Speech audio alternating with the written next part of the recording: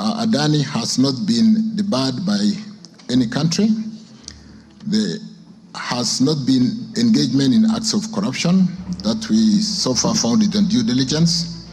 Billionaire Gautam Adani and 7 other senior executives indicted by the Justice Department in connection with a scheme to pay hundreds of millions of dollars in bribes to Indian government officials to access solar energy contracts. Between the Kenyan government and the US government, who do you trust more? You see, when it comes to the Adani scandal, it seems many Kenyans would lean towards trusting the United States government over their own country. Why? Because the Kenyan government has been fiercely defending Gautam Adani, even as the US leveled serious allegations against the Indian tycoon.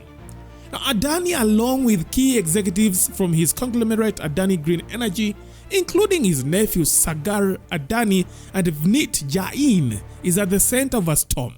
The US government has charged them with orchestrating a multi-billion-dollar fraud scheme.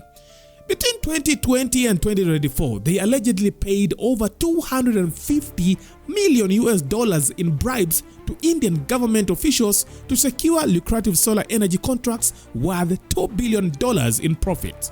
But that's not all. The company is accused of raising over $3 billion through loans and bonds based on false and misleading statements. The US prosecutors didn't stop there. They have issued arrest warrants for Gautam Adani and his associates, intending to involve foreign law enforcement to bring them to justice. These allegations revolve around violations of the Foreign Corrupt Practices Act, a robust US anti-bribery law. Now, despite these damning accusations, the Adani Group vehemently denies the charges, calling them baseless and promising to explore every legal avenue to defend themselves. However, with Adani's wealth estimated at $69.8 billion, making him the world's 22nd richest person according to Forbes, the scandal has raised serious questions about the origins of his fortune. Back home in Kenya, Adani's name has sparked outrage. The company has been courting the Kenyan government, eyeing investments in the country's health, transport, and energy sectors. Yet, much like the US accusations, the Indian conglomerate is alleged to have attempted, or rather bribed, top Kenyan officials to secure long-term contract projected to rake in billions in profits.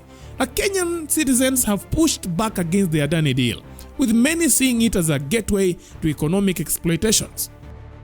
Your Excellency, how can we sell our airports? What is it? How can we take 14 airstrips and give them to an Indian company? Nobody knows the agreement and what has been signed. We have 5,000 employees with the Kenya Airports Authority, and nobody knows where these people are going to go. It's not okay. Tell the president we have no issue with him. We only have a problem with his policies. Our country needs to be taken care of. We are not taking care of our country. Surprisingly, instead of listening to their concerns, President William Ruto and his allies have been actively defending Adani, portraying him as a trustworthy investor despite his tainted reputation for years. The Adani Group are investing in the transmission line. Their money, 95 billion. We would have otherwise gone to borrow that money, burden the people of Kenya. This is now a private sector investment, the same way Keshan here is a private sector investment, the same way Sosian is a private sector investment. We will pay for that transmission line using a wheeling charge that has been negotiated. That Adani has not been debarred by any country.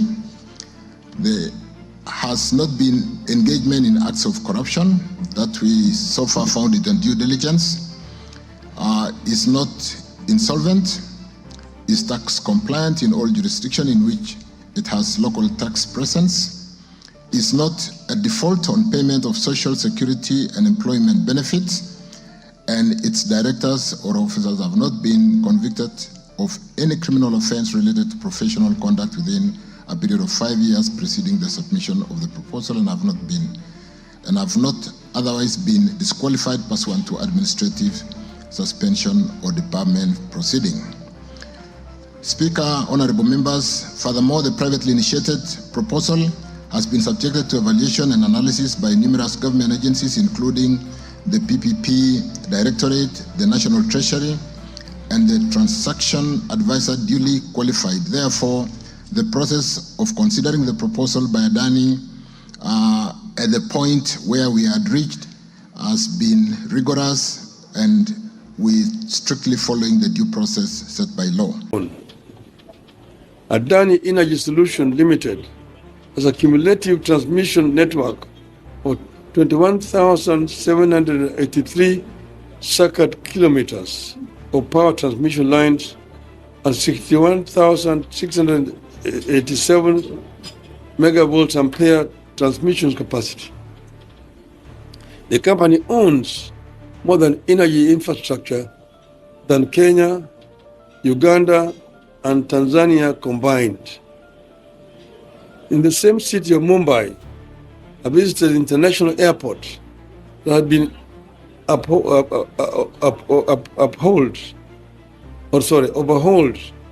and upgraded by the company and turned from a collapsing, degenerate airport to a first-class facility. And one notable whistleblower in this saga is Nelson Amenya, who has been relentless in exposing what he calls Kenya's road to modern slavery. Amenya claims that Adani deal is designed to trap Kenya in decades of debt and dependency, much like other controversial foreign investments. He's also alleged that Adani is currently in Kenya, a claim that has only fueled public anger and suspicion. While the US government pursues Adani for his alleged crimes, Kenyans are left wondering, why is their own government so determined to roll out the red carpet for a man under such a heavy cloud of controversy? For many, the Adani saga is more than just a corruption scandal. It is a litmus test for Kenya's leadership and integrity in dealing with global players.